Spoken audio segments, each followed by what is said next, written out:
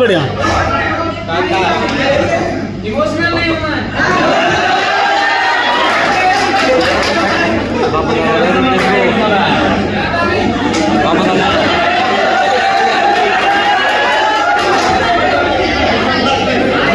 इसके सहरा में कहाँ बादल बरसते हैं, इसके सहरा में कहाँ बादल बरसते हैं।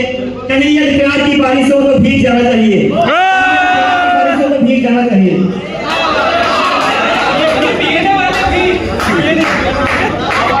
कजिन आगे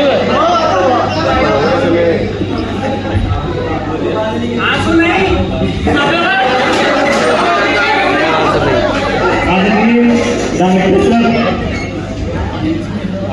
और हमारे प्यारे साथियों, आज मैं उस महापुरुष के बारे में बताना चाहता हूँ जिन्होंने न केवल भारत के लोगों को बल्कि विश्व के अन्य लोगों को भी समानता और न्याय का अधिकार दिलाया।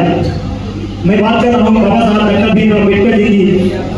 सबसे पहले मैं एक संस्कृत का श्लोक पढ़ना चाहता हूँ।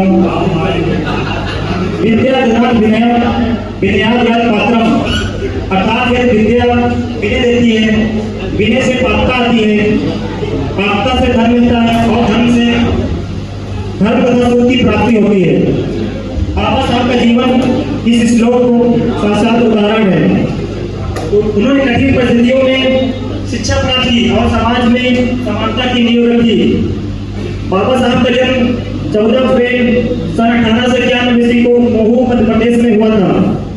उन्होंने अमेरिका से PhD प्राप्त की और इंग्लैंड से कानून की शिक्षा प्राप्त की, लेकिन उन्होंने अपने ज्ञान का उपयोग केवल अपने ही लिए नहीं किया बल्कि समाज के पिछड़े और वंचित वर्गों को न्याय दिलाने के लिए किया। उनका एक सपना था, एक ऐसा भारत जहां कोई भेदभाव न हो, सबको समान अधिकार मिले। उन्होंने कहा था, I measure the progress of a community by the degree of progress which women have achieved।